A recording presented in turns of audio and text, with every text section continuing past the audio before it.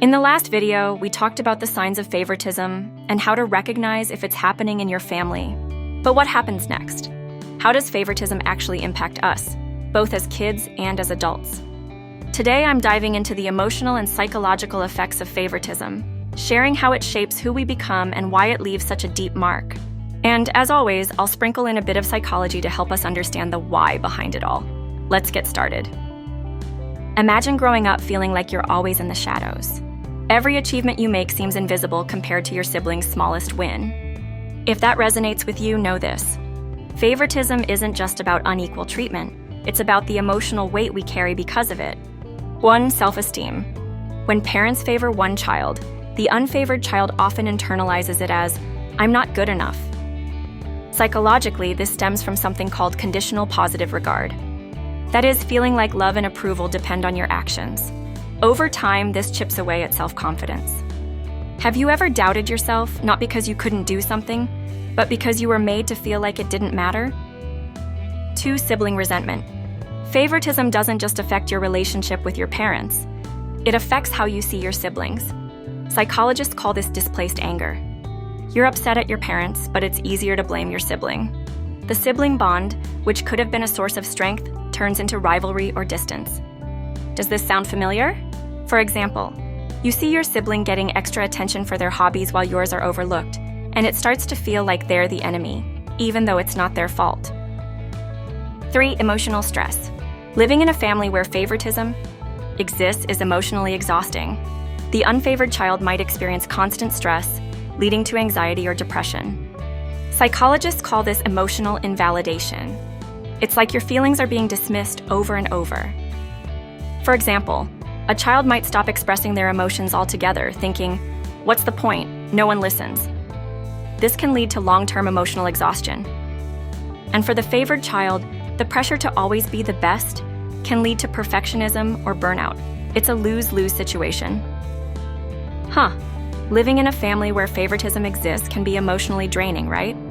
By the way, if this is resonating with you and you're finding value in this discussion, don't forget to hit that subscribe button. That would motivate me to create more content like this. So yes, let's continue. 4. Relationship challenges. Children who grow up with favoritism often carry those wounds into adult relationships. The unfavored child may struggle with trust, always waiting for rejection, while the favored child might expect preferential treatment everywhere they go. Psychologically, this relates to attachment styles.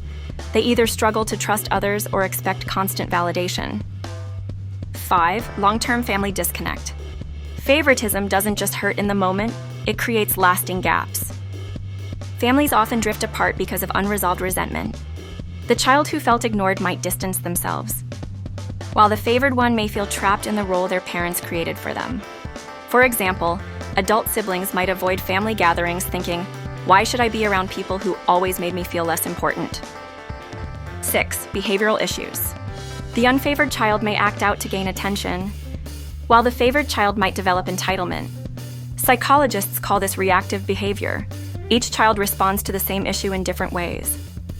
For example, one sibling might rebel and skip school, while the other demands special treatment in social settings. 7. Perpetuation of the cycle.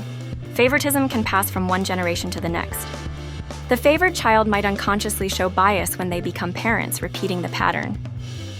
For example, they might praise one child more, thinking it's normal because that's what they experienced growing up. Are you a parent or are you a teen watching this? Either way, this issue isn't just about small actions or moments. It's about how they leave lasting impressions. As parents, it's crucial to reflect. Are your actions unintentionally favoring one child? And as teens, it's important to understand that favoritism says more about family dynamics than your worth. And here's the thing. It doesn't stop at childhood. Even in adulthood, these patterns can show up, especially when it comes to big decisions like dividing property or inheritance. Ever noticed how these moments reignite old wounds? It's because favoritism, whether small or big, has a way of sticking with us. Let's break this cycle. Parents, strive for fairness, even when it feels challenging. And teens, know that your value isn't determined by how others treat you. It's defined by how you see yourself. Check out the last video for a deeper dive into recognizing favoritism in families. Thanks for watching, and let's break the cycle together.